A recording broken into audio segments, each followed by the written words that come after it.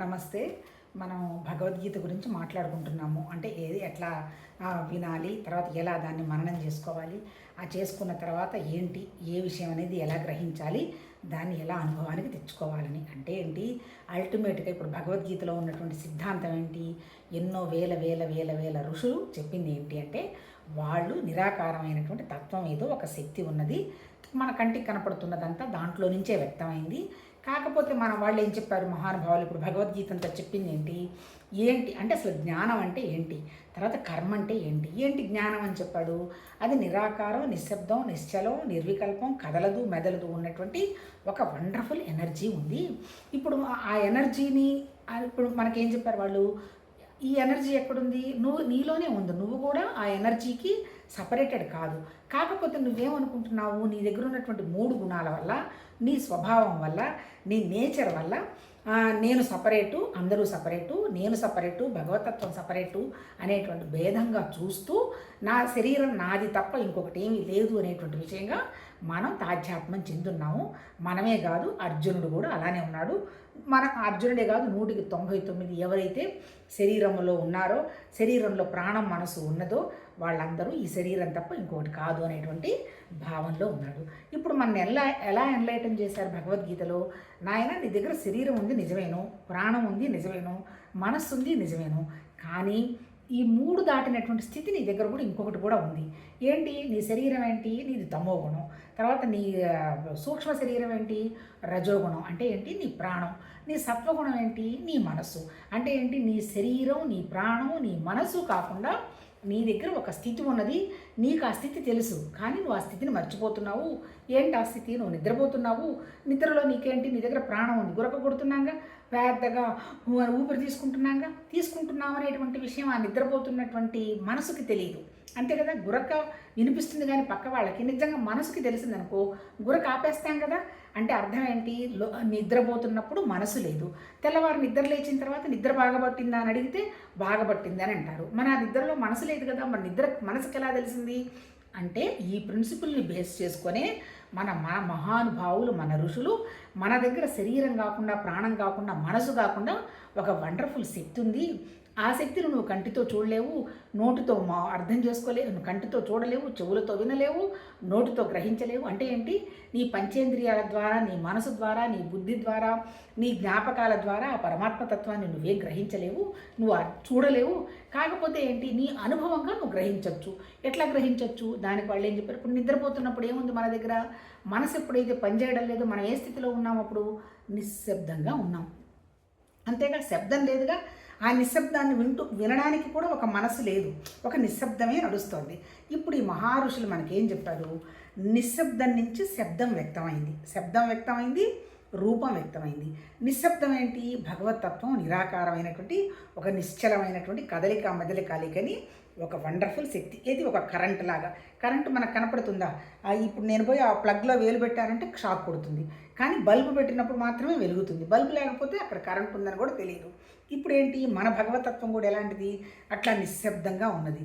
ఆ నిశ్శబ్దమైనటువంటి భగవతత్వం ఎట్లా వ్యక్తమైంది, శబ్దంలాగా వ్యక్తమైంది అన్నాడు. శబ్దం అంటే ఏంటి, మన ప్రాణము శబ్దమే, మనకి ప్రాణం ఉందనేటువంటి విషయం అవగాహనకు వచ్చినటువంటి మన ఆలోచన కూడా శబ్దమే. ఇప్పుడు ఇది మన జీవ సృష్టికి తీసుకుందాం, భగవతత్వ సృష్టి కూడా అంతే, శబ్దము ఆ నిశ్శబ్దంగా ఉన్నటువంటి దాంట్లో నుంచే పంచభూతాలు, మనసు, బుద్ధి, అహంకారం, కంటికి కనపడుతున్న ప్రతిదీ వ్యక్తమైంది. అంటే అర్థం ఏంటి, భగవతత్వం అనేది సత్యము, నిరాకారం, వ్యక్తమైందంతా నేచరు, ప్రకృతి అనేటప్పటికీ ఏంటి, క్షణం మారుతూ ఉంది. ఇప్పుడు మనకు భగవద్గీతలో చెప్పింది ఏంటి, క్షణం మారుతున్నటువంటి నీ ప్రకృతికి, నీ నేచర్కి, నీ శరీరానికి, నీ ప్రాణానికి, నీ మనసుకి విలువ ఇవ్వవాకు, పట్టించుకోవాకు. కానీ శరీరము, ప్రాణము, మనసు ఉన్నంతకాలం నువ్వు ఏ ఏరియాలో అయితే పుట్టావో ఆ ఏరియాలో నీకు కొన్ని కర్తవ్యాలు ఉన్నాయి. ఆ తర్వాత ఆ కర్తవ్యాలను కూడా ఎప్పుడు దాటిపోతావు, నేనే భగవతత్వం అనేటువంటి విషయం కనుక నువ్వు గ్రహించావు అంటే నీకు కర్తవ్యం కూడా లేదు. ఎందుకు లేదు? నీ ద్వారా ఏం జరుగుతున్నా పరమాత్మతత్వ పనే. ఎందుకు? నాది అనేటువంటి లేదు లేదు కదా. నాది ఉన్నప్పుడు నేను చేసే పని, దానికి వస్తున్న లాభం, దానికి వస్తున్న నష్టం వస్తుంది. ఇప్పుడు ఇక్కడ నీకు ఎప్పుడైతే నువ్వు నాది అనేటువంటి శరీరము, మనసు, ప్రాణాన్ని దాటిపోయావో నీ దగ్గర ఉన్నది ఏంటి? జ్ఞానం ఉంది. నువ్వు ఏం చేస్తున్న జ్ఞానంతో చేసావు అంటే ఆశించి చెయ్యవు, అందరిని దృష్టిలో పెట్టుకొని చేస్తావు. అంటే ఏంటి? భగవతత్వ పని ఎప్పుడైతే అవుతున్నదో అప్పుడు కర్తవ్యం కూడా పోతుంది నాయన. కాకపోతే ఏంటి? నేను జీవత్వం అనేటువంటి భావం నీ దగ్గర ఉన్నంతకాలం నువ్వు కర్మ చెయ్యి, నిష్కామ కర్మ చెయ్యి. ఆ తర్వాత నీ ఇంద్రియాలను కంట్రోల్ పెట్టుకొని మనసు మీద పనిచేసుకో. ఆ తర్వాత ఉన్నదంతా ఒకే ఒక రకమైనటువంటి భగవతత్వ శక్తి అనేటువంటి విషయంగా దాన్ని ఏమంటారు? అనన్య భక్తితోటి ఆ శక్తిని నమ్ము. ఆ తర్వాత వచ్చేది జ్ఞానం. ఆ జ్ఞానం ఏంటి? పంచభూతాలతో తయారైంది ఈ శరీరము. ఇది దీని క్షేత్రం అన్నాడు. 24 తత్వాలు ఉన్నాయి. ఏంటి ఆ తత్వాలు? పంచభూతాలు అంటే ఏంటి? భూమి, నేల, నీళ్లు, అగ్ని, వాయువులో ఏ లక్షణాలు ఉన్నాయో అలాగే మన దగ్గర ఉన్నటువంటి పంచకోశాల్లో అవే లక్షణాలు ఉన్నాయి. పంచకోశాలంటే అన్నమయం, మనోమయం, ప్రాణమయం, విజ్ఞానమయం, ఆనందమయ కోశాలు. అలాగే వీటిని చక్రాలను కూడా అన్నారు. చక్రాలంటే ఏంటి? ఎక్కడైతే నీకు ఆ భగవతత్వ శక్తి నీకు అక్కడ ఉన్నదో వాటిని చక్రాలు అన్నారు. అంటే ఏంటి? మూలాధారం అంటే ఏంటి? భగవతత్వం వచ్చి ఫస్ట్ మూలాధారంలో పడింది. మూలాధారం తర్వాత వ్యాపించి స్వాధిష్టానమైంది. ఇంకా నాది అనే అహంకారంతో మణిపూరకమైంది. ఆ తర్వాత అది ఎక్కడో లేదు, నా దగ్గరే ఉందనేటువంటి గ్రహించడం ద్వారా అనాహతమైంది. ఆ తర్వాత ఏంటి? ఆకాశం అంతా ఖాళీగా శబ్ద స్థితిలో ఉన్నప్పుడేమో దాన్ని ఏమంటారు? విశుద్ధి చక్రమైంది. ఆజ్ఞా చక్రానికి వచ్చేటప్పటికి భూత భవిష్యత్ వర్తమాన కాలాలతో సంబంధం లేకుండా ప్రస్తుతంలో దేంతో పోల్చుకోగనగా ఉండగలిగినప్పుడు అదే దివ్యత్వం అనేటువంటి ఒక శక్తి అయిపోయింది. ఆజ్ఞాచక్రం అంటే మన మనసు, బుద్ధి, చిత్తం అవన్నీ కలుపుకొని. ఆ తర్వాత దాటింది సహస్రారం అంటే కొన్ని వేల లక్షల ఆలోచనలు వస్తూ ఉంటాయి. కానీ మనమే భగవతత్వ స్థితిలో ఉన్నప్పుడు అన్ని ఆలోచనలు మనల్ని ఏం చేయదు. మన ద్వారా ఏ పని జరగాలో ఆ ఒక్క ఆలోచన మనకు వస్తుంది. ఆ పని మన ద్వారా అయిపోతుంది. ఇవన్నీ ఎక్కడ మళ్ళీ పంచభూతాలకు అనుగుణంగానే. పంచభూతాలు మనసు, బుద్ధి, అహంకారం. విశుద్ధ చక్రం వరకు పంచభూతాలు అన్నాడు. విశుద్ధ చక్రం దాటిన తర్వాత ఆజ్ఞాచక్రం వచ్చి ఆజ్ఞాచక్రం వచ్చి మనసు, బుద్ధి, చిత్తం కిందకు వస్తాయి. అంతే కదా. భూతకాలం జరిగిపోయింది, చిత్తము. ఆ తర్వాత జరగబోయేది భవిష్యత్తు. అంత భవిష్యత్తు తెలియదు. ఆ తర్వాత అంటే ఏంటి? మనసు, బుద్ధి, చిత్తం, అహంకారం ఆజ్ఞాచక్రంలో ఉండడం అంటే ఏంటంటే ఇదంతా కూడా మన అంతఃకరణ ఇది నడిపిస్తోంది. ఈ అంతఃకరణకు వచ్చేటువంటి ఆలోచనలు నీకు భగవతత్వం తప్ప ఇంకేమీ లేకపోతే ఒకే ఒక ఆలోచన వస్తుంది. ఆ ఆలోచన కంప్లీట్ అయిపోతుంది. అలా నువ్వు కనుక భగవతత్వం నేను కాదు నేనే శరీరం అని కనుక కూర్చున్నావంటే లక్షల ఆలోచనలు వస్తుంటే అవి నేను ఇబ్బంది పడతాయి. ఏ ఆలోచన కరెక్టా, ఏ ఆలోచన కరెక్ట్ కాదనేటువంటి కన్ఫ్యూజన్ స్టేజ్లో ఉంటావు.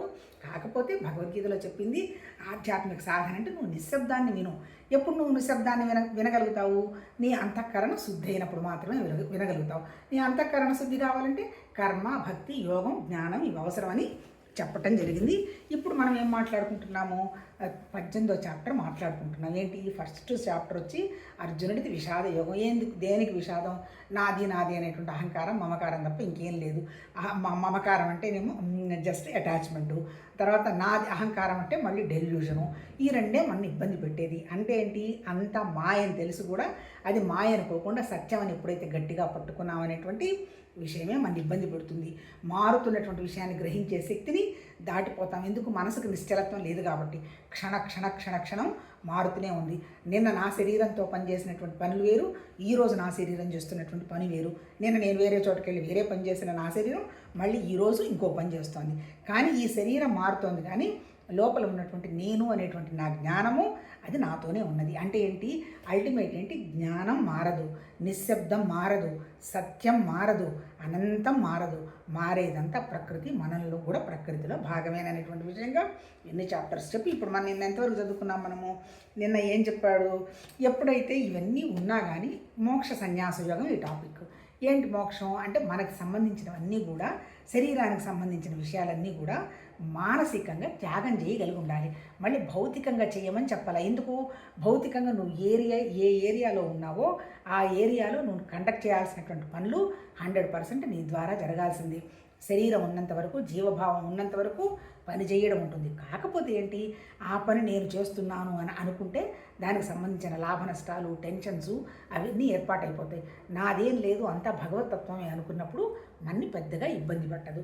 ఇప్పుడు నిన్న మనం ఎంతవరకు చదువుకున్నాము, ఎవరైతే చిత్తాన్ని, మనసుని, బుద్ధిని నేను తప్ప ఇంకొకటి ఏమీ లేదని కనుక ఎవరైతే నిలుపుతారో మనసుని, వాళ్ళు ఆల్మోస్ట్ ఆల్ నాకు వాళ్ళకి తేడా లేదు, పరమార్థ సన్నిధిలో వాళ్ళు ఉన్నట్టే అంటాడు. అంతే కదా. ఇప్పుడు భౌతికంగా మనకి టెన్షన్ లేకపోతే, భౌతికంగా గురించి మనకి ఏమీ ఆలోచన లేకపోతే మన మనసు ఎలా ఉంటుంది? నిద్రపోతున్నప్పుడు మన మనసు ఎలా ఉంది? మనకేమీ తెలియదు. కాకపోతే ఇప్పుడు భౌతిక పరమాత్మతత్వంలో ఉన్నప్పుడు మన మనసు పనిచేస్తున్నాయి, మన ఇంద్రియాలు పనిచేస్తున్నాయి. అంతే కదా. మనం వాటిని ఏం ఆపలేము, చూస్తూనే ఉంటాయి, వింటూనే ఉంటాయి, అన్నీ ట్రై చేస్తూనే ఉంటాయి. కాకపోతే ఏంటంటే అక్కడ నేనే భగవతత్వం అనేటువంటి భావం ఉన్నప్పుడు ఈ భేదం నిన్ను ఇబ్బంది పెట్టదు. ఆధ్యాత్మిక సాధనలో ముఖ్యమైన విషయం ఏంది, ఎక్కడైతే భేదం పోతుందో అక్కడ దుఃఖం పోతుంది. జీవత్వ లక్షణంలో ముఖ్య లక్షణం ఏంది, భేదం. ఎట్లా భేదం? తన్ని తను చూసుకోదు, తనకేం సమస్యలు ఉన్నాయో చూసుకోదు, తను ఏం చేస్తున్నానో చూసుకోదు.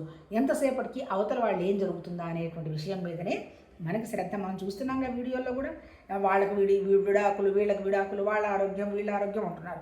అక్కడ వాళ్ళ ఇంటి పరిస్థితి ఏంది, ఆ విషయానికి వెళ్ళరు.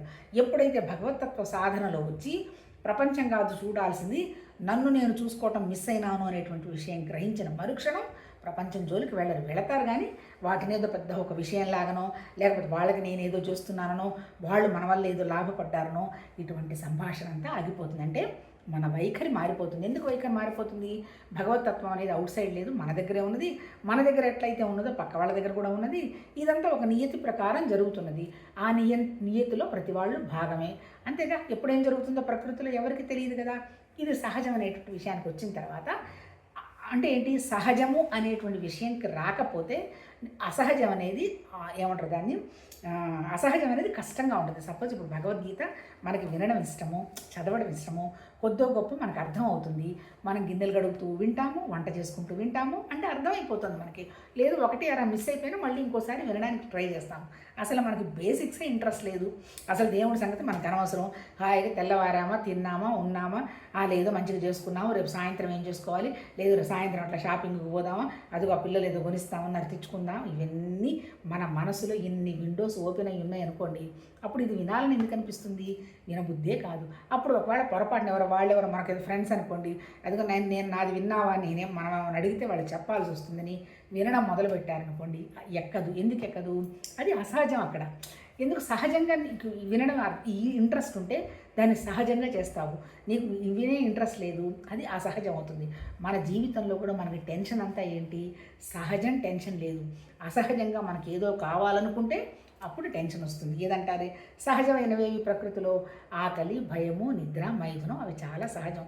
ఆకలి ఇస్తుంది, ఏదో ఆ టయానికి ఏది దొరికిన ప్రసాదం దాకా రుచిగా అద్భుతంగా ఉంటుంది. నీకు ఆకలి లేదు, ఏదో తెప్పించుకుందామంటే అక్కడ దొరుకుతుందా ఇక్కడ దొరుకుతుందా అని ఘర్షణ పడి తెప్పించుకుంటావు. అది నిజంగా తెప్పించిన తర్వాత కూడా అది బాగుండదు, ఎందుకంటే సహజమైన ఆకలి అక్కడ లేదు కదా. ఆ తర్వాత ఇంకోటి ఏంటి, ఏదైనా సరే అంటే సహజమైనటువంటి విషయాలు మనకి ఇబ్బంది పెట్టవు. అందుకనే చాలా ఆశ్రమాల్లో వాటిలో కూడా ఆ మహానుభావులు ఆ రోజుల్లోనే ఈ సహజం అనేటువంటి పదాన్ని యోగ వాసిష్టంలో వాడడం జరిగింది. అందుకనే సహజ మార్గం, పుట్టడం ఎంత సహజమో, మనం బతకడం ఎంత సహజమో, మన శరీరాన్ని వదలడం ఎంత సహజమో, తినడం ఎంత సహజమో, అవతల విషయాలు చూడడం ఎంత సహజమో, మనసు ఆలోచించడం ఎంత సహజమో. కాకపోతే ఏంటంటే ఇది సహజం అనేటువంటి విషయాన్ని గ్రహించగలిగామంటే ఈ సహజానికి మనం ఏ విషయానికి మనం ఇబ్బంది పడం. అంతే కదా. మేము ఆ రోజుల్లో అలా చేయలేదు, ఇవాళ చేస్తున్నారు అంటే ఏంటి, మనం అది అసహజం అనుకుంటున్నాం. కానీ సహజమే. అంటే అప్పుడు నీకు ఆ రోజుల్లో అది నీకు అవతల వాళ్ళు మనల్ని చూసిన వాళ్ళు అది అసహజం అనుకున్నారు. అంటే ప్రకృతిలో కాలం మారిపోతూ ఉంది, మనుషులు మారిపోతూ ఉన్నారు. మనం ఏంటి ఆ సహజావస్థలో ఉండడానికి మనం కనుక ప్రయత్నం చేశామంటే మనకి ఏది అసహజంగా ఉండదు. ఏంది అసహజం? నిశ్శబ్ద స్థితి సహజం. భగవతత్వంలో నుంచి వచ్చింది సహజం, సామాన్యం. మనం తగిలించుకున్నటువంటి గడబిడ, ఆలోచనలు, కోరికలు, రూపాలు, వస్తువులు ఇవన్నీ అసహజం. అవసరమైనంత వరకు అన్నీ ఉండాల్సిందే. కానీ అసహజంగా వాటికి విలువ ఇవ్వడం మనం తగ్గించాలి. అలా తగ్గించాలి అంటే ఒక్క మార్గం ఏంటంటే మన మనసుని, మన బుద్ధిని, మన చిత్తాన్ని, మన అహంకారాన్ని అంటే మన శరీరాన్ని మొత్తం ఆ భగవతత్వం తప్ప ఇంకొకటి ఏమీ లేదని కనుక మనం పెట్టగలిగామంటే మనకి భౌతికంగా పిసరంత కూడా దుఃఖం ఉండదు. భౌతికంగా మనకి ఏదన్నా కావాలనే ఒక ఆలోచన ఉన్నా అవి వెంటనే మన ముందుకు వస్తాయి. ఎందుకు వస్తాయి? మనమే భగవతత్వం. బయట ఎక్కడో భగవతత్వం ఉందని చెప్పటల్లా, మన ప్రాణమే భగవతత్వం, మన ఆలోచనే భగవతత్వం. కాకపోతే మన ఆలోచన ఎట్లయిపోయింది? లిమిటెడ్ అయిపోయింది. ఎప్పుడైతే మన ఆలోచన లిమిటెడ్ అయిపోయిందో మన భగవతత్వం అనేటువంటి మన ప్రాణశక్తి, ఒరిజినల్ భగవతత్వ శక్తి వెనక్కి వెళ్ళిపోయి మన శరీరం వరకే ఉన్నటువంటి లిమిటెడ్ ప్రాణశక్తితోటి పనిచేయడం మొదలుపెట్టింది. ఇప్పుడు మన మనసులో నేను భగవతత్వాన్ని అనేటువంటి ఆలోచన అద్భుతంగా పెంచుకున్నావు అనుకో, నీ లిమిటెడ్ ప్రాణశక్తి కూడా అది కూడా ఎక్స్పాండ్ అయ్యి ఏ పనైనా భగవతత్వ పని ఈజీగా జరగడం చేస్తుంది. మళ్ళీ చేయడం కాదు, జరగడం అయిపోతుంది అన్నమాట. దానికి ఒకటే ఒక మార్గం ఏంటి? 24 గంటలు ఆ భగవతత్వ ఆలోచన తప్ప ఇంకొకటి ఏమీ లేదు అనేటువంటి భావం మీద మనం గట్టిగా పట్టుకొని ఉన్నాము. ఇప్పటిదాకా మనం దేన్ని గట్టిగా పట్టుకొని ఉన్నాము? నేనే శరీరం, నేనే ప్రాణం, నేనే మనసు, నా కోరికలు, నా బంధువులు, నా ఇంద్రియాలు, నా ఇష్టాలు, నా ఆస్తులు, నన్ను వాళ్ళు ఇలా అన్నారు, లేదంటే వాళ్ళకి నేను ఇంత చేశాను. ఈ చెత్త చెదారం అంతా పెట్టుకొని కూర్చొని ఉన్నాం. ఇది కాకపోతే పాలిటిక్స్ ఇట్లా, సినిమా వాళ్ళు ఇట్లా వాటి మీద పెట్టుకున్నాం. అవన్నీ వాళ్ళ వృత్తి వాళ్ళు చేసుకుంటానికి టైంపాస్ కావాలి, చూడు మర్చిపో. అంటే ఏంటి? ఏ పని చేస్తున్నప్పుడు ఆ పని ఉండు. ఆహారం తీసుకుంటున్నాం 100% ప్రతి బయట ఎంజాయ్ చేయి. నిన్న ఫుడ్ బాగుంది, రేపు ఫుడ్ బాగలేదు అంటే ఉంటే మళ్ళీ పాస్ట్కి వెళ్ళిపోతున్నావు, మళ్ళీ ఫ్యూచర్కి వెళ్ళిపోతున్నావు, ప్రస్తుతంలో పోల్చుకుంటున్నావు. ఎప్పుడైతే మనసుకి ఘర్షణ వచ్చిందో ఇదే అదే అదే అదే అని అన్నామంటే భగవతత్వంలో నుంచి క్రాస్ అయిపోయినట్టు లెక్క. మరి కాన్స్టెంట్ రిమెంబరెన్స్ అంటారు అందరూ. కాన్స్టెంట్ రిమెంబరెన్స్ అంటే ఏం లేదు, భగవతత్వ ఆలోచన గట్టిగా పట్టుకోవటం. ఏ పని చేస్తున్నా అదే జరుగుతుంది అనేటువంటి భావనలో ఉండి ఆ పని అయిపోతుంది. మళ్ళీ కాసేపు ఖాళీ దొరికింది, మళ్ళీ మనసు పెరిగెడుతూ ఉంటుంది. మళ్ళీ చిన్నగా దాన్ని తీసుకొచ్చి భగవతత్వ ఆలోచనలో పెట్టగలగడం. ఇది అంతే, అంతకంటే ఇంక ఇలా పట్టుకోంగ ఏమైపోతుంది? అనవసరంగా పట్టుకున్నవన్నీ వదిలేస్తాం, ఆటోమేటిక్గా వదిలేస్తాం. ఎందుకు? హయ్యెస్ట్ విషయాన్ని పట్టుకున్నాం కాబట్టి. మన ఋషులు చెప్పింది కూడా అదే. నువ్వు హయ్యెస్ట్ విషయాన్ని పట్టుకుంటే ఎక్కడో నీకు స్వర్గం ఉంటుంది, మళ్ళీ నీకు జన్మ లేకుండా ఉంటుంది, పునర్జన్మ లేకుండా ఉంటుంది. ఇవన్నీ మాటలే కానీ కరెక్ట్గా ఇలా జరిగింది అనేది అథెంటిసిటీ లేదు. కాకపోతే నీ మనసు కనుక సమత్వానికి వచ్చిందంటే, సమత్వానికి రావడం అంటే నిశ్చలానికి రావడం, నిశ్చలానికి రావడం అంటే నిశ్శబ్దానికి రావడం. అంటే ఏంటి? ఆ భగవతత్వం తప్ప ఇంకొకటి ఏమీ లేదు అనేటువంటి ఆలోచన అనేటువంటిది నీకు నిలబడిపోయిందనుకో, దాన్ని బ్రహ్మాకార వృత్తి అంటారు. ఎప్పుడైతే నువ్వు బ్రహ్మాకార వృత్తిలో ఉంటావో మిగిలినవన్నీ నీకు అవసరం లేనివన్నీ పటాపట పడిపోతాయి. మనమేం అసలు పడిపోవాలని కూడా అనుకోవక్కర్లా. అంటే ఏంటి? నీ మనసు దేని మీద ఫోకస్ పెడితే అది నీకు మెటీరియలైజ్ అవుతుంది. ఇప్పటివరకు మనం దేని మీద పెడుతున్నాం? అనవసరపు విషయాల మీద అంతా పెడుతున్నాం. ఇప్పుడు అనవసరపు విషయాలన్నీ తీసేసి ఉన్నది ఒకే ఒకటి నిరాకారమైనటువంటి భగవత్ శక్తి అని కానీ ఆ విషయంగా నీ ఆలోచనను దాని మీద పెట్టావు అంటే నీ బుద్ధికి వికాసం పెరుగుతుంది, వివేకం వస్తుంది, వైరాగ్యం వస్తుంది. మన మనసులో తయారు చేసుకున్నటువంటి అనవసరపు జ్ఞాపకాలేగా శరీరానికి సంబంధించిన విషయాలన్నీ ఆ జ్ఞాపకాలన్నీ పడిపోతాయి. పడిపోయినప్పుడు నీ మనసు ఎట్లా ఉంటుంది? నీళ్ళు ఎంత ప్రశాంతంగా ఉంటాయో అంత ప్రశాంతంగా ఉంటాయి. నేను అంతవరకు చదువుకున్నాం. ఇప్పుడు మనం ఏం చెప్తున్నాము? 59 ఇక్కడ ఏం చెప్తున్నాడు? అహంకారమున నేను ఈ యుద్ధమును చేయను అని నీవు నిశ్చయించుకున్నట్టు వృధా. ఏలనన్నా నీ స్వభావమే యుద్ధము చేయుటకు నిన్ను పురికొల్పును. ఇక్కడ చెప్పింది ఏంటి? నేను భవిష్యత్తులో అది చేస్తాను, ఇది చేస్తాను అనేటువంటి సంకల్పాలు పెట్టవాకు. ఎందుకు పెట్టద్దు? రేపు ఏం జరుగుతుందో మనకు తెలియదు. ఇప్పుడు వీడు అర్జునుడు ఏం చేస్తున్నాడు? నా వల్ల కాదు, నేను నా బంధువులను చంపలేను, నేను యుద్ధం చేయను పోమని కృష్ణ భగవానుడు ఎంత చెప్పినా కానీ పట్టించుకోకుండా ఉంటాడు. ఇప్పుడు ఇక్కడ ఏం చెప్తాడు? నువ్వే ఇప్పుడు నేను అది చెయ్యను, ఇది చెయ్యను, అది చేస్తాను, ఇది చేస్తాను అని నీ చేత అనిపిస్తున్నది ఎవరు? నీ అహంకారం. అహంకారం అంటే ఎవరు? నీ మనస్సే. నీ మనసు రకరకాలుగా నాటకాలు ఆడిస్తుంది మన చేత. మన మనసే నేను అది చేస్తాను, ఇది చేస్తాను, నేను అక్కడికి వెళ్తాను, ఇక్కడికి వెళ్తాను, నా అంత వాళ్ళు లేరు, వీళ్ళంత వాళ్ళు లేరు, వాళ్ళకంటే నేను బాగా చేస్తున్నాను, వీళ్ళు బాగా చేయడం లేదు. ఇదే పోలికలు, ఘర్షణలే కదా మనస్సు. ఇప్పుడు ఏం చెప్తున్నాడు? నీ అహంకారం వల్ల నేను యుద్ధం చేయను, బుద్ధం చేయను నేను అనుకున్నా నీ స్వభావం ఒకటి ఉంది కదా, ఆ స్వభావం యుద్ధం చేయటానికి నిన్ను పురుగొల్పుతుంది అంటాడు. సపోజ్ ఇప్పుడు మనమే ఉన్నాము, మనం ఈ పని చేయమండి, ఆ పని చేయమండి అని మనం డిక్లేర్ చేస్తాము. అందుకని అలా చేయకూడదు. నేను ఆ పని చేస్తాను, ఈ పని చేస్తాను అనేటువంటి విషయం మన నోట్లో నుంచి రాకూడదు. ఏ పని చేస్తున్నా పరమాత్మ తత్వం పని నాకు అప్పగించారు, మన ద్వారా జరుగుతుంది అని అనుకున్నామంటే కొద్దిగా గొప్ప ఇప్పుడు మన ఆధ్యాత్మిక సాధన అంతా ఏంటి? మన అహంకారాన్ని తగ్గించుకోవటమే.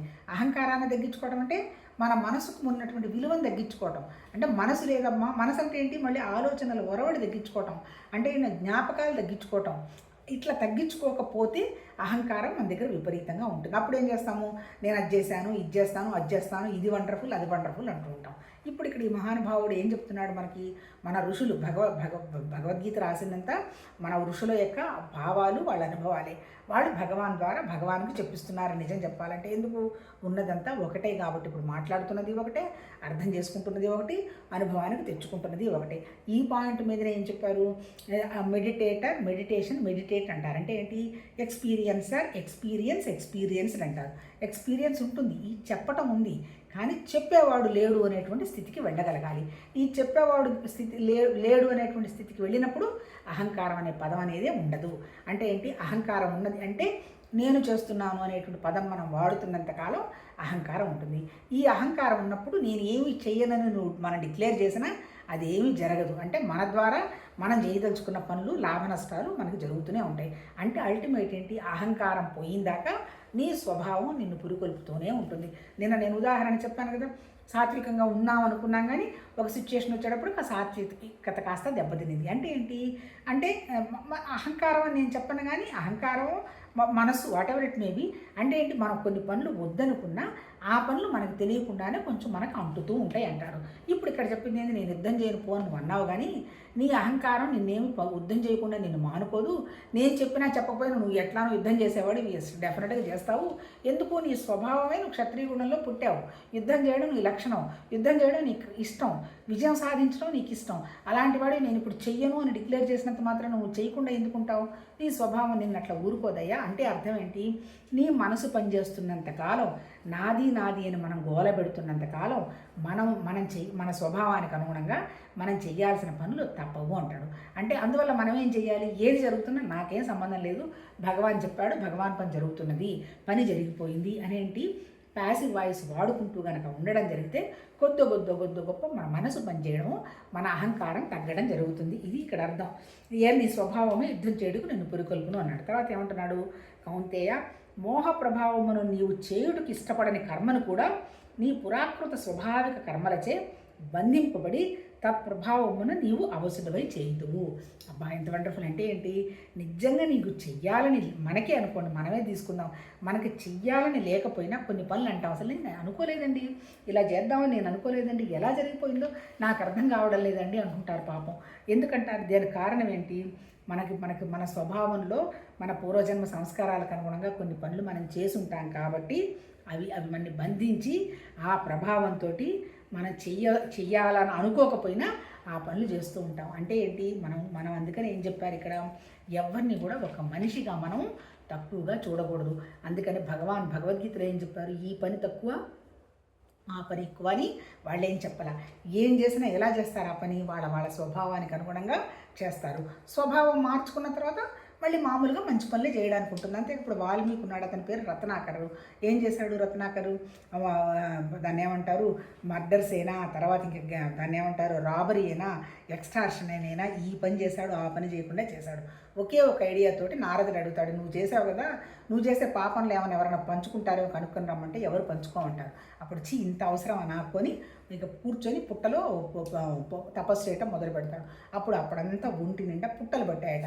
అందుకని ఆ పుట్టలో కూర్చొని బయటకు వచ్చాడు కాబట్టి వాల్మీకి అన్నారు. మరి ఆ వాల్మీకి మహానుభావుడు స్వభావం మార్చుకున్న తర్వాత మరి ఆయన మారిపోయినాడు కదా, మహాముని అయిపోయినాడు కదా. ఆయన ఒరిజినల్గా మహాముని కాదు, ట్రైబల్ అనుకుంటా. మరి అలాంటి వాడు ముని ఎట్లయిపోయినాడు, ముని ఎట్లయినాడు అంటే మౌనంతో, తపస్సుతోటి ఆ నిశ్శబ్దాన్ని అబ్జర్వ్ చేసి ఆ నిశ్శబ్దమైనటువంటి భగవతత్వం తన దగ్గర ఉందని గ్రహించి తను మారిపోయినాడు.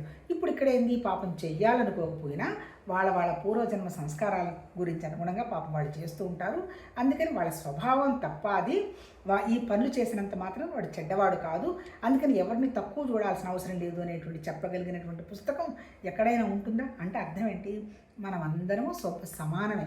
ఒక్కొక్కసారి మనమే చూడండి, మన స్వభావం అది కాకపోయినా అప్పుడు మనకి ఏదైనా ఒక ఘర్షణ వస్తుంది. ఎందుకు, అవతల వాళ్ళు అంటే ఏంటి, మనం టెస్ట్ చేసుకోవడానికి కొంతమంది మన ముందొచ్చి కూడా నిలబడతారు. అంటే ఏంటి, అందుకనే ఆధ్యాత్మిక సాధనలో ఏం చెప్తారంటే, నీకు వచ్చే ప్రతి అనుభవం నువ్వు నేర్చుకొని ముందుకెళ్ళాలి. ఎందుకు వచ్చింది ఘర్షణ, నా వల్ల వచ్చిందా, వాళ్ళ వల్ల వచ్చిందా, వాళ్ళు అంటున్నారు కరెక్టే, కానీ అప్పుడు నువ్వు నిశ్శబ్దాన్ని నువ్వు అబ్జర్వ్ చేస్తే నువ్వు మళ్ళీ నోట మాటుతారు అరగవు కదా. సరే, ఏదో నిన్న ఒక పనికి వెళ్ళావు, ఆ పని కాలేదు, లేదా రేపు అవుతుంది, దానికంతా నీకు టెన్షన్ పడాల్సిన అవసరం ఏముంది, కూర్చోవలసి వస్తుంది, కూర్చుంటాం. అంటే ఇక్కడ మనకు పోయే అహం ఏముంది అంటే ఏంటి, అహం వల్ల పూర్వజన్మ సంస్కారాల వల్ల మనం అలా ఉండకూడదు అనుకున్నా అలా ఉండడం జరుగుతుందబ్బా. అందుకని ఇక్కడ చెప్పింది ఏంటి, గిల్ట్ లేదు ఇక్కడ. ఇప్పుడు చాలామంది చూడండి, నేను అలా చేయకూడదని చేశానని డిప్రెషన్లోకి వెళ్ళిపోవటం అలా అవుతారు కదా. ఆ డిప్రెషన్, భగవద్గీత జరిగితే డిప్రెషన్ అనేదే లేదు. ఏదో స్వభావానికి అనుగుణంగా శరీరానికి అప్పుడేదో జరిగింది, ఇప్పుడు అది లేదుగా. దాని గురించి మనం ఆలోచించాల్సిన అవసరం లేదుగా. ప్రాణం ఉన్నంత వరకు మన ద్వారా ఏదో ఒకటి జరగాలిగా. ప్రాణం ఉన్నంత వరకు మనం ఆహారం తీసుకొని ఎంజాయ్ చేస్తున్నాంగా, నిద్రపోతున్నాంగా. అంటే ఏంటి, మనకు దుఃఖం ఉన్నది ఎప్పుడు, దుఃఖం ఎంతసేపు టెంపరీ ఉంది. మరి ఆ టెంపరీ దుఃఖానికి పర్మనెంట్గా ఎందుకు మనం బాధపడాలి? ఒకవేళ బాధపడ్డావు, ఎందుకు బాధపడ్డావు? పాతకాలంలో మన సంస్కారానికి అనుగుణంగా బాధపడ్డావు. ఇప్పుడు నీకు విషయం అర్థమైంది కదా. అందుకే ఏమంటాడు, ఎక్కడ చెప్పినా ఎరుక అంటాడు. అంటే ఎరుక అంటే ఎక్కడ, నీ మనసు మీద ఏంటిది, దీనివల్ల వచ్చే నష్టం ఏంటి, లాభం ఏంటి, నేను ఎందుకు టెన్షన్ పడుతున్నాను, రేపు ఎవరో ఏదో అనుకుంటారని కదా. అనుకొని ఏమైంది, వాళ్ళు అనుకుంటారో మర్చిపోతారు. ఎందుకంటే వాళ్ళకి మనకంటే వేరే పనులు లేవా అంటే. కాకపోతే ఏంటంటే ఇవన్నీ ఈ ఊహలు, కల్పనలు, ఇమాజినేషన్స్ ఇవన్నీ కూడా మన మనసుకి ఇచ్చేసేసి బోలెడు విండోస్ ఓపెన్ చేసి రకరకాల జ్ఞాపకాలని మనసుకు పట్టించి రకరకాలుగా టెన్షన్ పడుతూ ఉంటాం. ఇప్పుడు భగవద్గీతలో చెప్పింది ఏంటి, స్వభావానికి అనుగుణంగా పనిచేస్తాడు. ఒక్కోసారి నేను ఈ పని చెయ్యొద్దు అని అనుకున్నా మన సంస్కారానికి అనుగుణంగా జరిగిపోతుంది. పోని జరిగింది, మనం చేసేది ఏముంది, ఇంకా జరగకుండా చూసుకుందాం. ఇది సంస్కారం వల్ల జరిగింది, ఓకే అయిపోయింది, కేవలం శరీరానికి అయిపోయింది, ఇది నాకు ఇంకేం ఇబ్బంది పెట్టాల్సిన అవసరం లేదు అని మన మనసు మీద మనమే పనిచేసుకొని మన ఆలోచనలను మనం అబ్జర్వ్ చేసుకుంటూ, ఓకే దానివల్ల ఎవరికి నష్టం వచ్చింది, బాగా నష్టం వచ్చింది, పోయి కాంపెన్సేట్ చేద్దాం, పోయి క్షమించమని అడుగుదాం.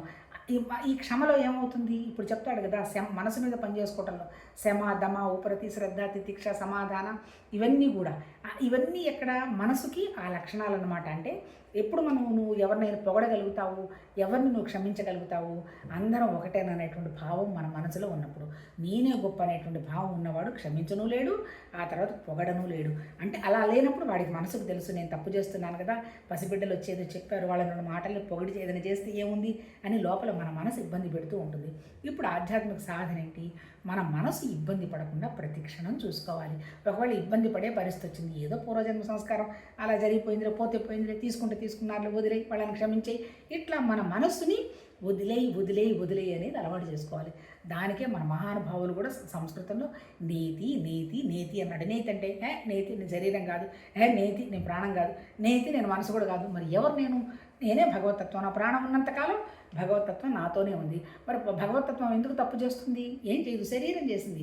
కాకపోతే భగవతత్వం మనకు చెప్పాలి, ఎందుకు శరీరం చేసింది, పూర్వజన్మ సంస్కారాలకు అనుగుణంగా, ఇంకా చెయ్యదు, ఇంకా హ్యాపీగా ఉంటుంది అనేటువంటి విషయంగా మన మీద మనం పనిచేసుకోవాలబ్బా.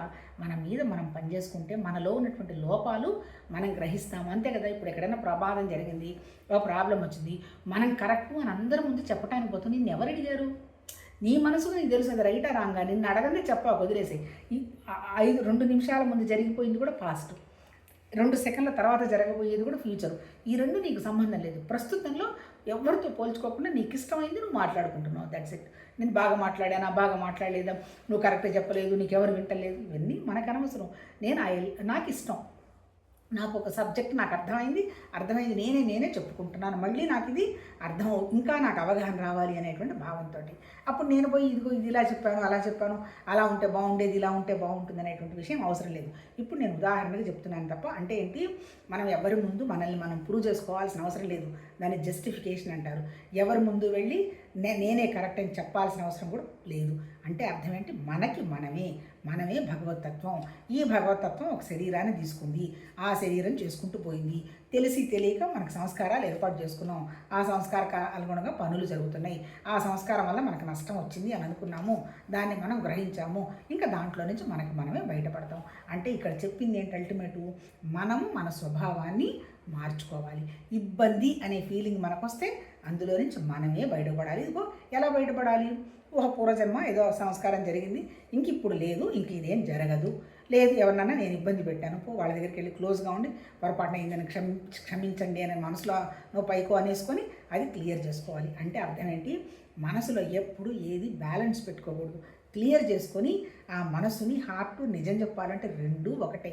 ఇది కదులుతుంది ప్రాణం, ఇది ఆలోచిస్తుంది మనసు, ఈ రెండు కలిసే వచ్చాయి, ఈ రెండు కలిసే వెళ్ళిపోతాయి. అందుకనేంటి, ఈ మనసు ఆలోచనలు కనుక నువ్వు సమత్వ స్థితికి, నిశ్శబ్ద స్థితికి తెచ్చావు అంటే ఈ ప్రాణశక్తి అనేది విపరీతంగా అద్భుతంగా పెరుగుతుంది. ప్రాణశక్తి ఎప్పుడైతే అద్భుతంగా ఉంటుందో నీ మనసుకున్నటువంటి అనవసరపు ఆలోచనలు ఆగిపోతాయి. అందుకని మొన్నగా రీసెర్చ్లో చెప్తున్నారంటే బ్రెయిన్కి గట్కి సంబంధం ఉందంటే ఇదే. గట్ అంటే ప్రాణం అంటే ఏంటి? శరీరం మనం తీసుకునే ఆహారం కానీ నీళ్లు కానీ ఇచ్చేది ప్రాణశక్తికి, మనసుకి ఇచ్చేది ఆలోచనలు, అది బ్రెయిన్. అందుకని ఈ రెండు కూడా కనెక్షన్ ఉంది. ఈ రెండు కలిసే పనిచేస్తాయని కొన్ని లక్షల సంవత్సరాల నాడే మన ఋషులు చెప్పారు. ఇప్పుడు మనం చేయాల్సింది ఏంటి? ప్రతిదీ కూడా సహజమైన వాటికే వెళుతూ ఉండాలి. మనసు అనవసరంగా ఆలోచిస్తున్నది అంటే అర్థం ఏంటి? ఓహో, ఇది ఎక్కడో అసహజం జరుగుతున్నది అనేటువంటి విషయాన్ని మనమే గ్రహించుకోవాలి. అంతే తప్ప మన నెత్తి మీద చెయ్యి పెట్టో లేకపోతే తిరుపతికి వెళ్తేనో ఏవీ జరగవు. మన మీద మనం పనిచేసుకోమని మన మహానుభావులు, మన ఋషులు చెప్పడం జరిగింది. రేపు కంటిన్యూ చేద్దాం.